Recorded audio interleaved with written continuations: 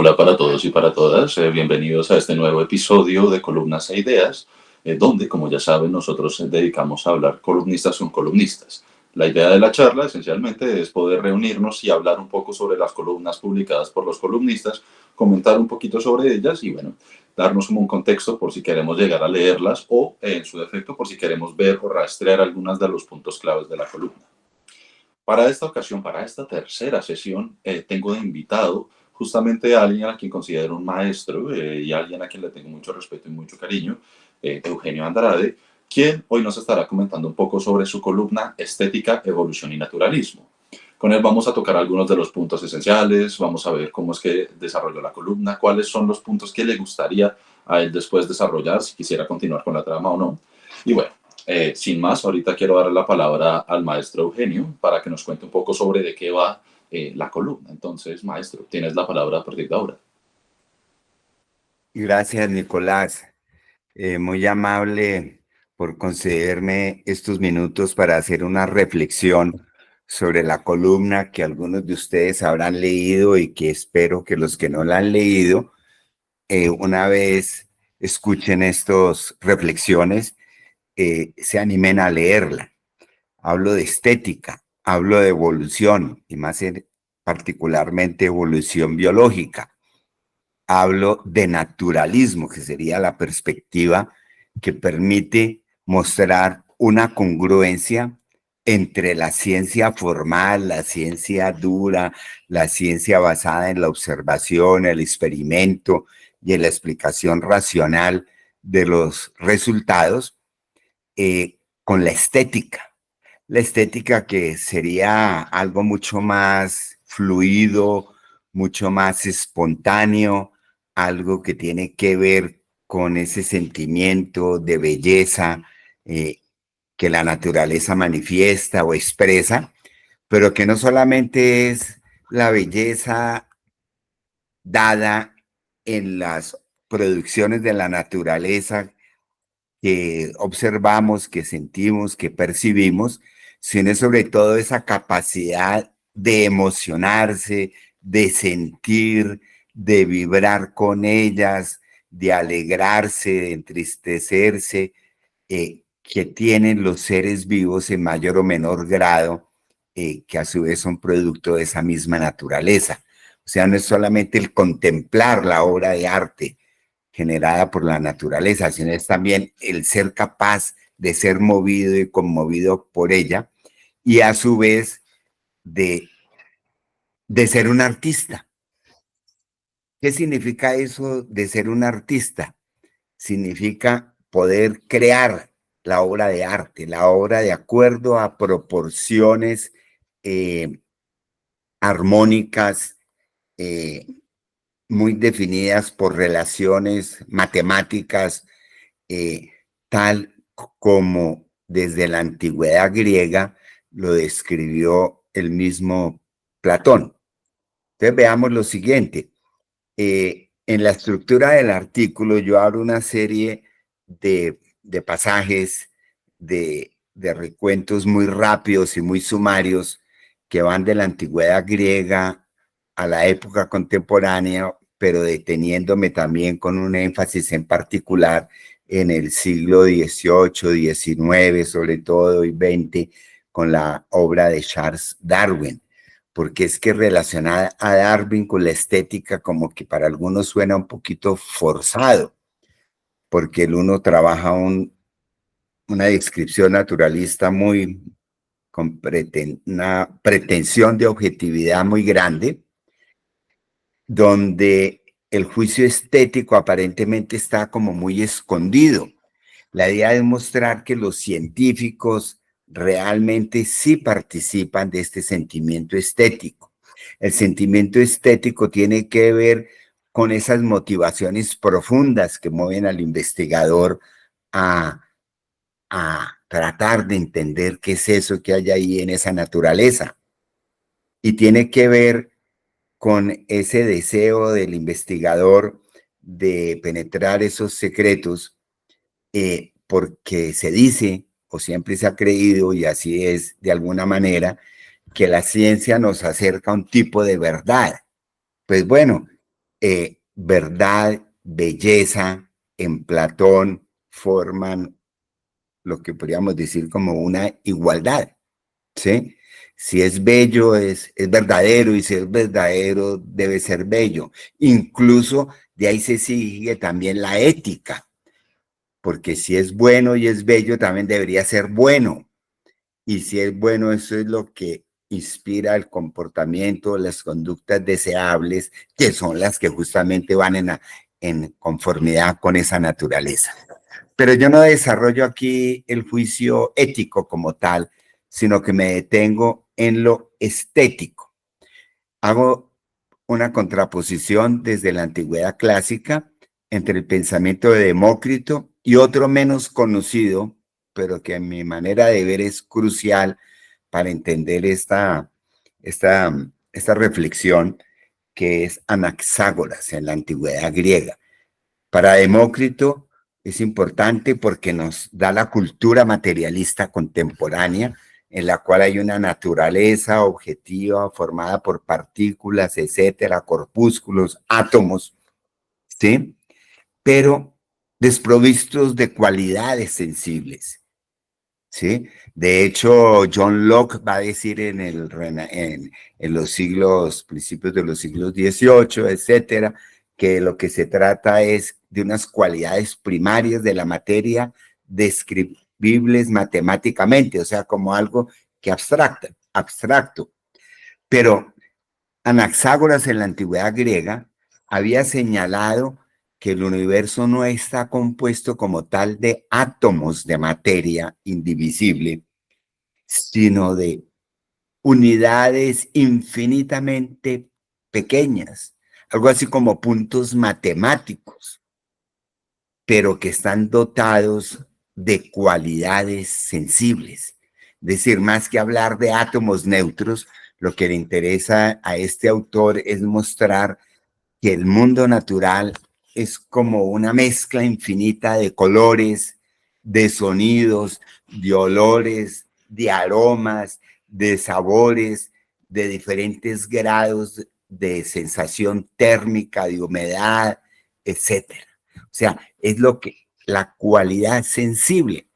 Así, en un remoto comienzo, no podamos hablar de seres que perciben esas cualidades, sí podemos considerar que de alguna manera se está hablando de una subjetivación no individuada, no necesariamente personalizada de esas cualidades sensibles, y que la naturaleza es mostrando, está tratando de expresarse, está diciendo algo, está mostrando una sensibilidad, y al mostrarla va separando, distintas mezclas de cualidades van conformando los distintos seres de la naturaleza, que es una manera también como lo podríamos decir en la ciencia contemporánea, que distintos cuerpos, distintos tipos de átomos, distintos tipos de moléculas exhiben cualidades y propiedades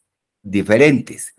Así como también hablamos de seres vivos que no solamente exhiben morfologías, formas, estructuras corporales diferentes, sino que también tienen aparatos, órganos sensores, sistemas nerviosos, ojos, oídos diferentes que les permiten captar, sentir, impresionarse, emocionarse por distintas tonalidades del mundo.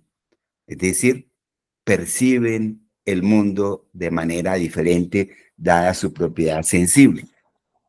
Hay algo muy interesante que yo quiero aventurar en este artículo, y es para motivar que realmente la ciencia falla si no está ligada a un juicio estético. Es decir, porque no todo es reducible a un mundo atómico, ni a fórmulas matemáticas que no niego que tienen su belleza y que también tienen la capacidad de conmovernos, sino a la verdadera sentido de la experiencia. Platón ya nos indicaba algo de eso. Platón, cuando habla en el Timeo del origen de las cosas, lo pone como una materia, una pora que tienes posibilidades de generar formas con distintas cualidades, y las compara con una vibración musical. Es la vibración de esa superficie abstracta que al mismo tiempo para él es como un vientre materno, como una matriz de donde surge la vida permanentemente y las formas que la animan, generando formas que van a manifestarse en el mundo sensible, en el mundo real, en el mundo macroscópico, en el mundo de nuestra experiencia inmediata. Pero también habla que esas formas, una vez generadas, sirven de molde para otras, y esas a su vez para otras. Y en una lectura de esa naturaleza, yo me atrevo a pensar que comienza a parecerse a explicaciones muy contemporáneas, incluso la darwiniana hasta cierto punto, en el sentido que Darwin también nos habla de una continuidad de las formas y de cómo las formas que existen funcionan como la matriz o el patrón que por modificación va generando las formas que siguen, ¿sí? Y no es de extrañar esto, porque el mismo Darwin, en su objetividad y en su análisis, no pudo evitar el caer en juicios de naturaleza estética. De hecho, él se refiere al final del origen de las especies, que la naturaleza en su riqueza está generando formas cada vez más, formas bellas y maravillosas todo el tiempo. Es decir, las formas vivas las caracteriza por ser bellas, por ser maravillosas, o sea, por conmovernos, ser capaces de conmovernos. En ese sentido, explico la tradición platónica. En los siglos XVIII se vio muy marcada, influenció mucho la tradición germana, en particular autores como Wolfgang Goethe. Wolfgang Goethe, que es un gran poeta, literato y al mismo tiempo un gran científico. Es decir, todavía en esa época uno podía ser bueno en ambos campos, en el campo de la ciencia y en el campo del arte. Y eso es muy importante, esta figura, porque Goethe va a señalar que el objetivo de la biología es llegar no solamente a entender las formas vivas, su estructura y su función, etcétera, de una manera objetiva. Es que tengo el mundo vivo y yo estoy aquí, los científicos cada vez lo podemos describir de la manera más precisa posible, sino dice, no señor, el objetivo de la biología, el objetivo ideal sería poder llegar a describir el mundo desde el punto de vista que tienen los organismos, todos y cada uno de ellos. Es decir, que uno pudiera entender el mundo desde la óptica del orangután, desde la óptica de mi perro, de mi mascota, pero también desde la óptica del oso de la montaña, o desde la óptica del águila, de los insectos, de las serpientes. Eso suena a una cosa pues maravillosa, inalcanzable, por eso, y muy bella. Por eso también se liga el romanticismo con ese criterio estético fundamental para entender la naturaleza. Pero es algo muy interesante porque la tradición alemana siempre subrayó que si esa experiencia sensible no se tiene en cuenta, la descripción objetiva del mundo pierde sentido, y lo que es peor, ni siquiera se puede lograr, no se podría lograr esa objetividad nunca. Hay un autor que también señalo en este trabajo, que fue influenciado directamente por Goethe, pero también directamente por Charles Darwin, es Ernest Haeckel. poco conocido, porque nosotros en nuestra cultura académica que se ha desarrollado aquí en Colombia, en particular en América Latina, somos unos deudores prácticamente de la cultura inglesa y entonces para nosotros nos enseñan que la evolución biológica comienza con Darwin y termina con Darwin prácticamente, ¿no? Pero Ernest Haeckel en Alemania en 1866 expresó en su obra sobre la generación del mundo animal eh, una síntesis entre Goethe y Darwin. Y eso le permitió mostrar que las formas vivas eh, son como producciones de arte. Pero dice, no son solamente el producto del arte de la naturaleza, sino que ellas mismas son los artistas de la naturaleza. Porque aquí está introduciendo un componente. El animal genera estructuras y formas, no solamente las que él exhibe en su cuerpo, en su morfología, en su color, en su colorido, etcétera, sino las que él crea cuando transforma su entorno inmediato para poder vivir en él. Eso es lo que se llama hoy en día construcción de nicho. Los organismos construyen su nicho ecológico que les permite sobrevivir, pero la teoría de la construcción de nicho surge tardíamente en el siglo XX y no enfatiza en esa característica estética que había sugerido Haeckel mucho antes. Los tiempos no estaban maduros todavía para entender la subjetividad y la sensibilidad inherente al mundo animal. Con Goethe, entonces, ya se comienza a ver que lo uno y lo otro no son como el agua y el aceite, sino que van íntimamente ligados. Haeckel, un gran biólogo, clasificador de protozoos y de formas de vida marina, que describió en detalle las estructuras coralinas, las anatomía y morfología y comportamientos de las medusas. Él fue un gran pintor y para él la tarea de la biología era lograr mostrarnos la imagen lo más precisa posible y lo más estética posible y lo más hermosa posible del mundo animal. Fue un gran pintor de organismos y los pinta en movimiento, como danzando, en su propia riqueza sensorial. Esta idea hegeliana ejerció una influencia muy importante eh, en la Europa de finales del siglo XVIII, perdón, del siglo XIX, y, y sirvió para crear el Art Nouveau. El Art Nouveau, todo un movimiento artístico, arquitectónico en Europa a finales del siglo XIX, tuvo que ver con eso, es decir, buscar formas orgánicas para recrear los ambientes urbanos y hacerlos más amables. Eso es, por ejemplo, algo que todavía está pendiente en contra de esa arquitectura altamente eficiente en que nos meten a nosotros en cajas cuadriculadas llamadas apartamentos a vivir masivamente en las grandes urbanizaciones modernas. Aquí hay un criterio estético, armónico, en integración con lo vivo para crear los ambientes humanos.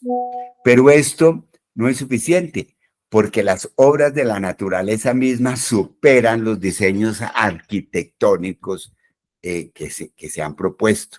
Es decir, los detalles de las obras que hacen las abejas construyendo sus colmenas, las hormigas construyendo sus hormigueros, los termiteros de las termitas, pero también las presas que hacen los castores, los nidos de las aves, siguen unos parámetros armónicos y estéticos muy, muy interesantes.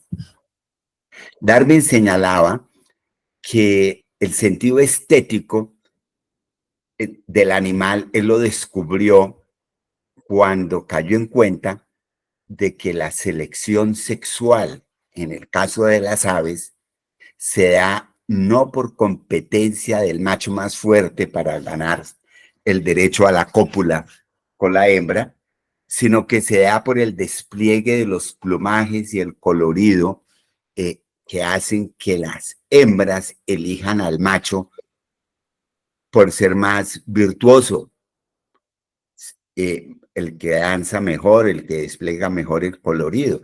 Y entonces hay una elección con un criterio estético y que tiene consecuencias obviamente de carácter evolutivo. Darwin mismo estudió las emociones de los animales en los zoológicos e incluso de los niños, mostrando cómo desde muy temprana edad realmente la emoción es la base de expresa todo un sentimiento, un desarrollo psicológico. En este punto, también hay que pensar que para Darwin, a pesar de todo, este sentido estético era como el lenguaje humano era una consecuencia de, de una capacidad de adaptarse al medio, pero y la música un desarrollo sobre eso. Pero para otros autores contemporáneos a Darwin, el sentido musical y el sentido del lenguaje tienen que ver es con esa energía inherente que hace que la vida misma pueda manifestarse y darse. Entonces no es tanto una consecuencia de la selección natural, sino es la base misma de la actividad de lo vital y de lo orgánico y de lo viviente, que en ese sentido estético, musical y tendencia a lograr la comunicación, que la selección natural es posible y se hace posible. O sea, trata de invertir la relación. Hay una energía inherente característica a lo vital. En ese sentido, por ejemplo, autores que señalo, como William James, por ejemplo, señalaban que la sensibilidad es la base tanto de lo biológico como de lo físico, porque los cuerpos físicos llevan las propiedades que para los seres vivos en su psicología experimentan como cualidades sensibles. Luego entonces aquello que se experimenta tiene ese componente a la vez físico y a la vez psicológico. Pero el interés del biólogo es resaltar ese carácter de lo psicológico, de lo orgánico, de lo emocional, que está ligado a eso. Y como último, entonces, yo ya había trabajado algunas ideas de este corte en libros y tratados anteriores, pero me parecía que yo mismo, siendo víctima del objetivismo de la ciencia, no las había dicho con toda la libertad como trato de decirlas en este artículo. Y que por lo tanto, si bien yo había trabajado a Peirce, quien insiste en lo cualitativo y lo sensible como base de lo viviente, y asimismo yo lo tengo explicado en mis libros, no lo había dicho tal vez con ese sentido tan fuerte como estoy tratando de hacerlo ahora, porque me da cuenta que esto no es para decirlo tímidamente a la comunidad científica, sino que hay que decirlo abiertamente. Mire, es que estamos trabajando algo fundamental y no algo secundario. Y para Peirce, justamente esta característica de la sensibilidad de esa materia, de la sensibilidad de lo vivo, la capacidad de emocionarse, la capacidad de sentir, es lo que él llama primeridad. Primeridad significa lo que es primero, lo que es prioritario, pero también lo que es más antiguo y arcaico. Es decir, va con el principio originario de las cosas, como señalaba Platón. No sé si dejamos aquí por ahora para entrar a un diálogo más, más rico y... Bien, bien, maestro. Pues primero, como siempre, uno queda fascinado con las relaciones que haces y cómo las vas poniendo una tan precisa con la otra.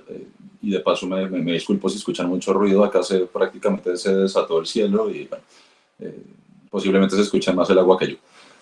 Pero bueno, digamos que quisiera comenzar a hacerte un par de preguntitas pequeñitas, pero que digamos que a la final pueden llegar a tener un poco de sentido. Y es la primera, tú mencionabas en alguna parte de toda la explicación que, por ejemplo, eso no es algo que funcione, que no es algo que se haga tan frecuentemente en el mundo de la ciencia, ¿no? Que la preocupación por la estética no parece ser, como uno dice, primaria, ¿no?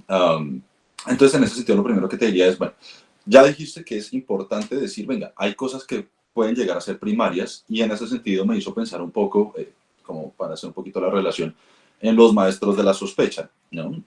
Por lo general, hasta donde me acuerdo, fue Enrique Auger que mencionó que llamó a los tres maestros de la sospecha, Nietzsche, Freud y Marx, más que todo porque decían que había como una realidad detrás de la realidad, ¿no?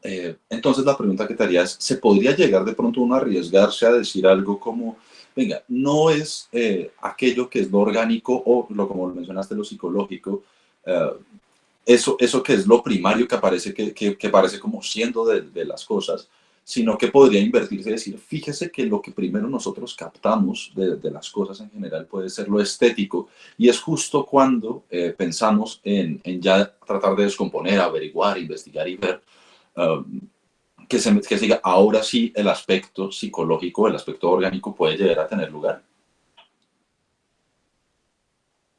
Sí, pero me suena mucho eso que dices, como de una realidad detrás de la realidad, ¿sí?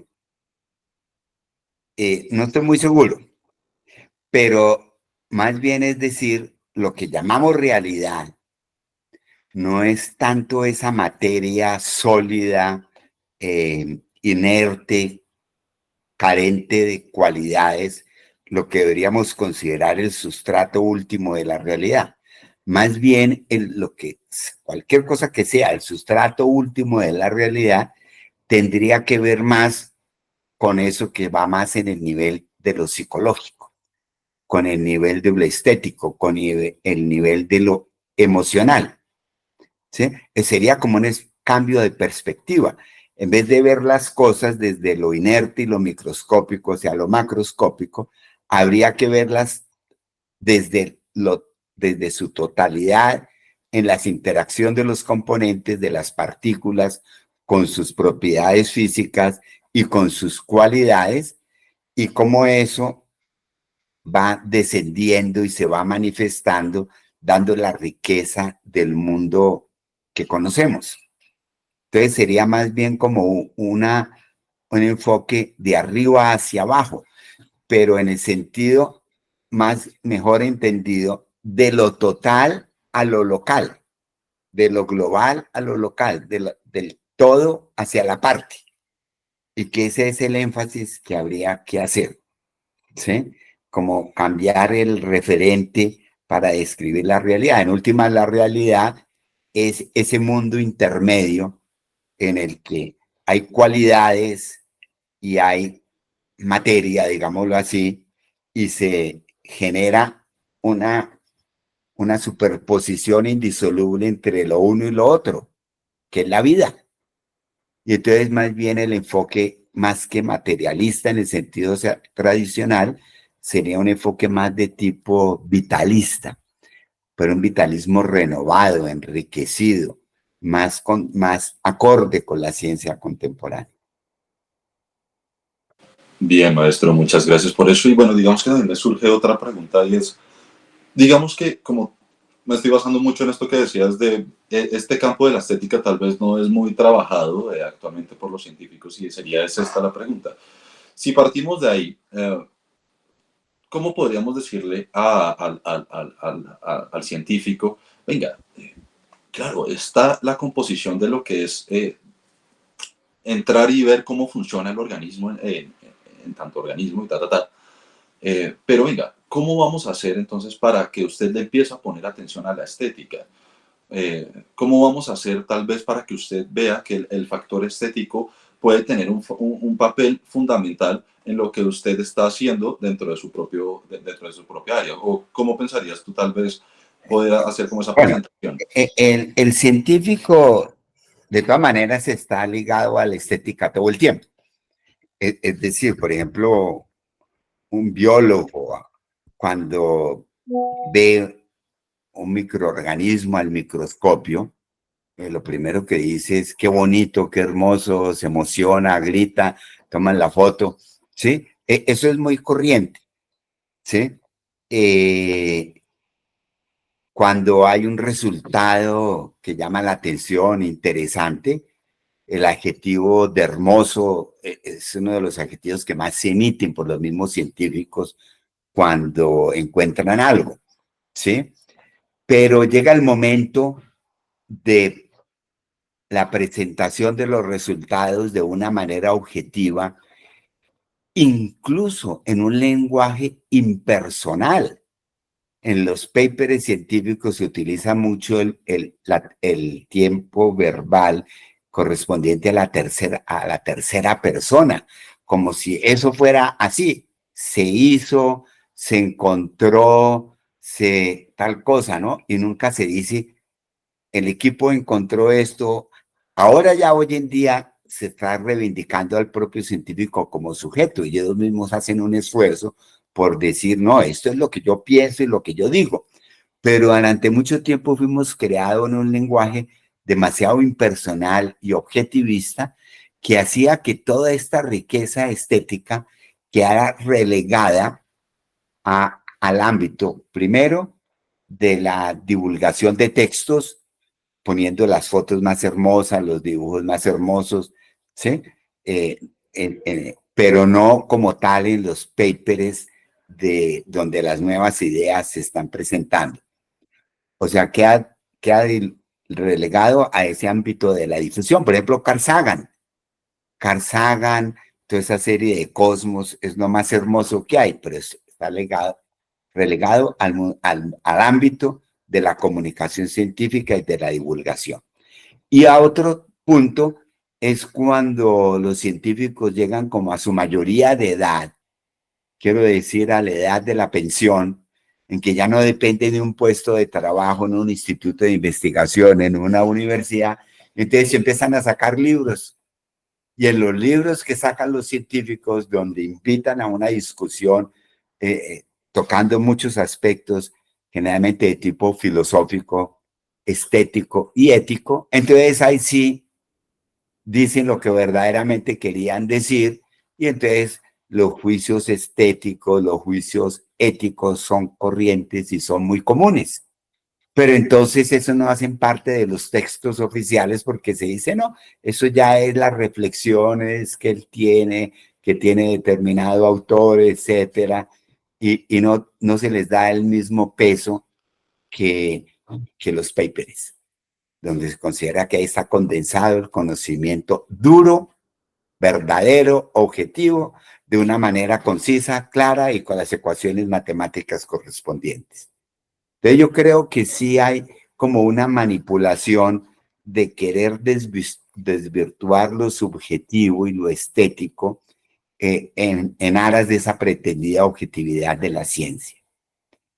Pero no hemos entendido que el mundo objetivo, el mundo real, el mundo de la naturaleza es un mundo compuesto por sujetos, por seres sensibles, por seres que se emocionan, desde en distintos grados, eso sí, desde la bacteria más ínfima hasta los humanos con todas sus sociedades y sistemas complejos de interacción y de expresión.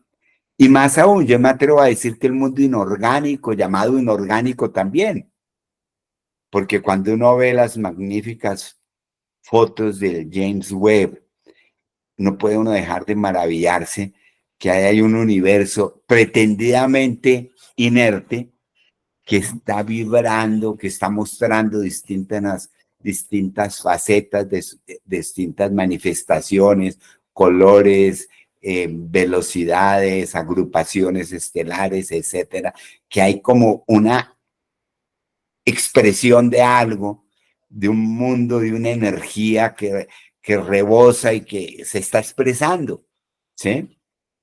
Y entonces yo creo que eso es importante porque reconocer el mundo de la emoción, de la sensibilidad, es lo que nos ha faltado. ¿Nos ha faltado para qué? Para que como sociedad, como colectivo, vibremos con el medio ambiente y lo mantengamos. Es decir, si hubiéramos resaltado más el aspecto cualitativo del mundo, seguramente nuestras sociedades se habrían desarrollado más centradas en el cuidado y mantenimiento y protección de la vida, y no en modelos abstractos que no tienen que ver conmigo ni con las otras formas de vida, y tratando de controlar y dominar en vez de vibrar armónicamente con la naturaleza, porque al fin y al cabo somos parte de ella. Me temo, maestro, que debo decir que hace poquito escuché esto en algún lado y voy a prácticamente hacer a colación a esto y es, eh, con lo que acabas de decir y ahora como reflexionándolo también, estoy notando como cierto tinte en algún momento como tal vez político, tal vez de la misma columna, como que se deja fluir ahí al final, ¿no? Cosa que me parece magnífica, por cierto. Pero bueno, resaltar eso que también llamaría mucho la atención, pero tenemos ahorita poco tiempo, entonces voy a hacer una última pregunta antes de hacer ya el cierre.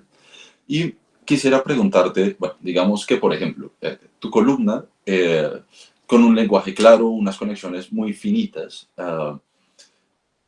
expone justamente casi que punto por punto lo que vienes a decir también acá. Y es, venga, ¿cómo vamos a hacer ahora? O la pregunta es, ¿cómo vamos a hacer, por ejemplo, para alguien que se le empieza a dificultar un poco el entender la columna? ¿Qué le recomendarías? ¿Qué conceptos buscarías como recomendarle a un lector tuyo para que diga, ajá, ahora sí la entiendo por completo? No, pues sería entender que el mundo, la naturaleza, eh, se ha generado o se genera es debido a la experiencia sensible, que la experiencia sensible es como tal la fuente de conocimiento.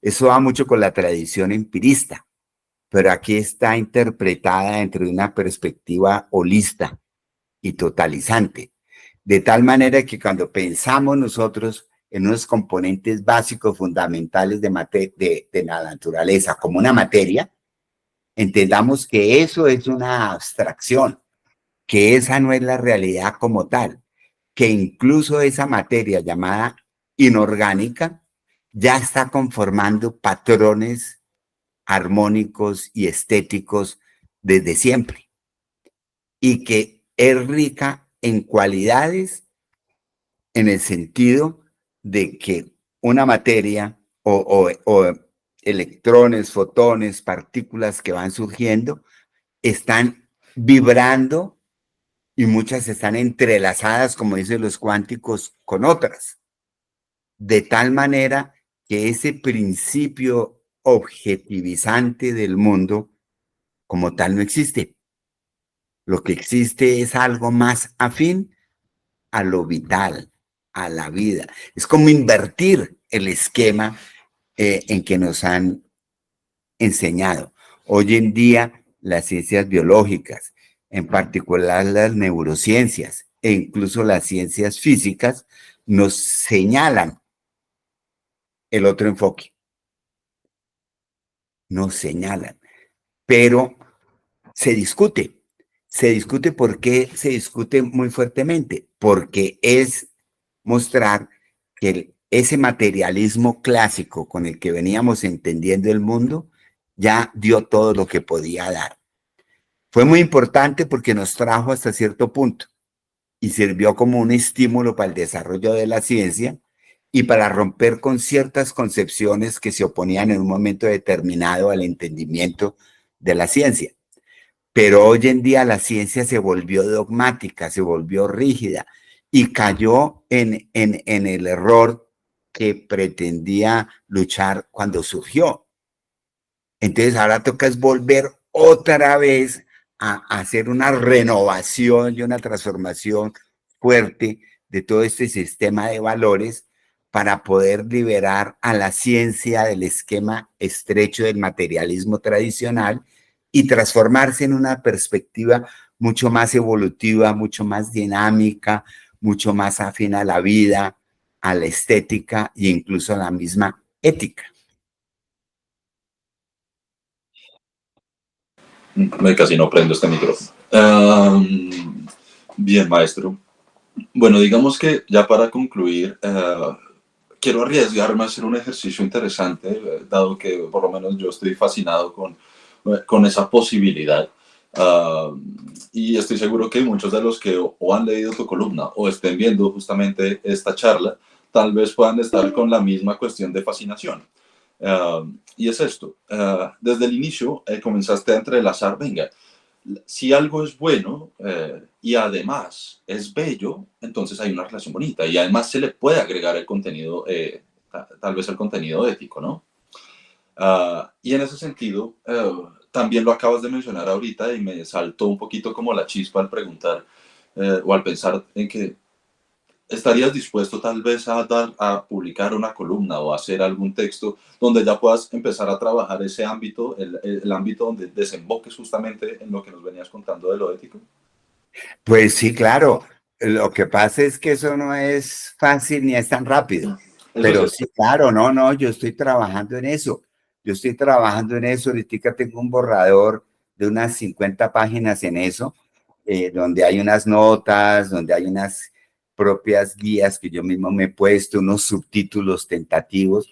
Y yo creo que eso desarrollándolo más, ojalá en un año lo podría tener como un libro de unas que de no máximo 200 páginas, ¿sí? Donde hago ese planteamiento, pero digamos, primero tengo que foguearme, primero tengo que irlas sondeando en el ambiente académico y cultural y al mismo tiempo afirmándolas, porque uno tampoco puede llegar con afirmaciones gratuitas, ¿no?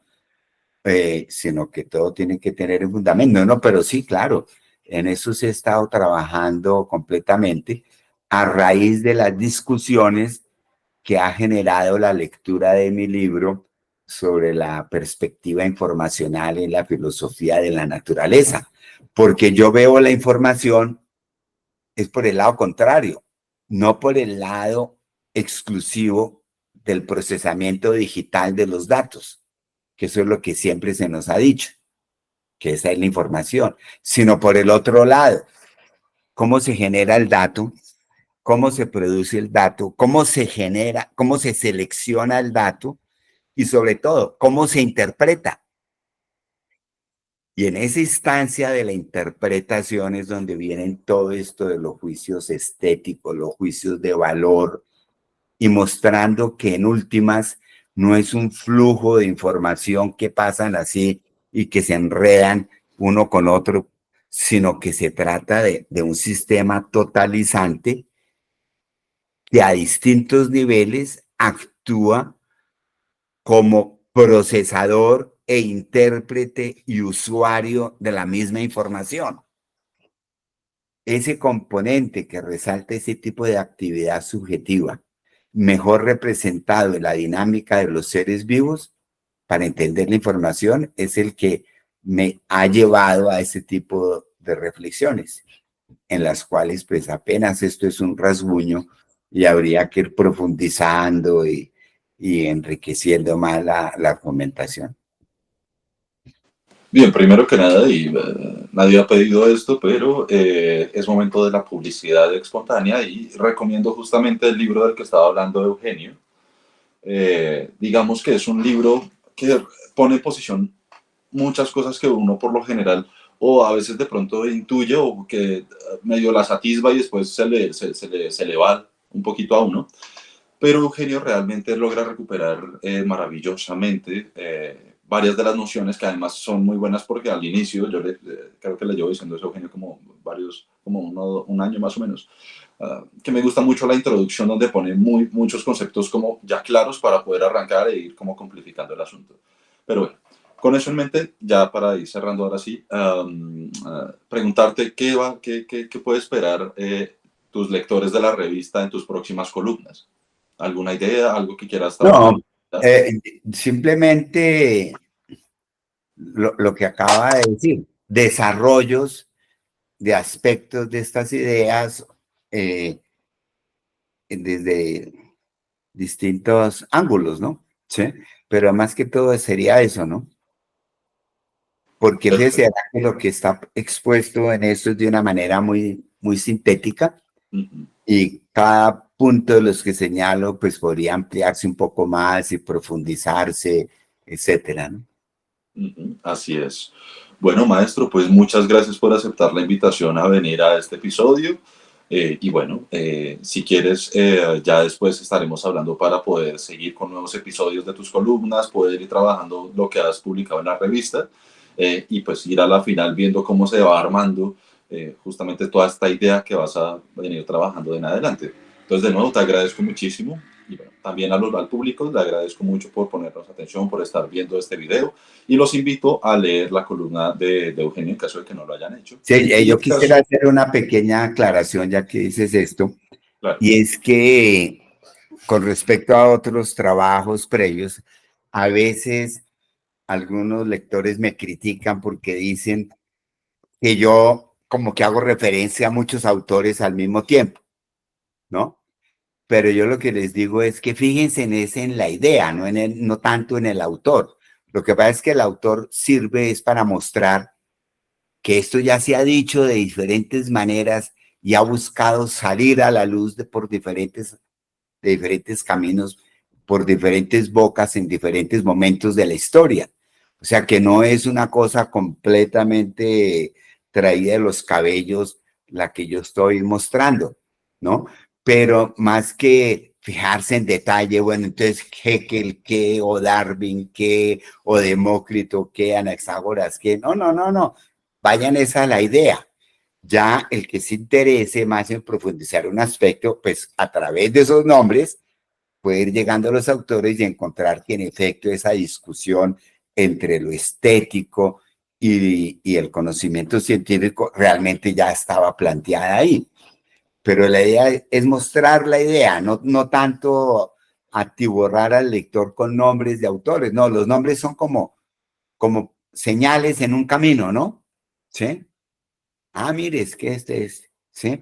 Pero lo importante es hacia dónde pretende llegar esta aventura, este camino, esta trayectoria conceptual y emocional que estoy proponiendo. Perfecto, maestro. Muchas gracias por la aclaración. También gracias por el consejo y realmente creo que, bueno, también con eso podemos dar un acercamiento a la columna y en general a todos los textos que has publicado. Y bueno, como decía, entonces espero tenerte ya en otros episodios de Columnas e Ideas para ir trabajando las otras columnas que has publicado y también en otros espacios de la revista. Sin más, pues bueno, al lector invitado completamente a leer el texto, invitado a leer todas las columnas de Eugenio, que realmente son muy gratificantes y bueno, creo que con eso ya estaríamos acabando la sesión de hoy. Entonces, muchas gracias a todos los que nos han visto y nos vemos en la próxima. Gracias, Nicolás, muy amable.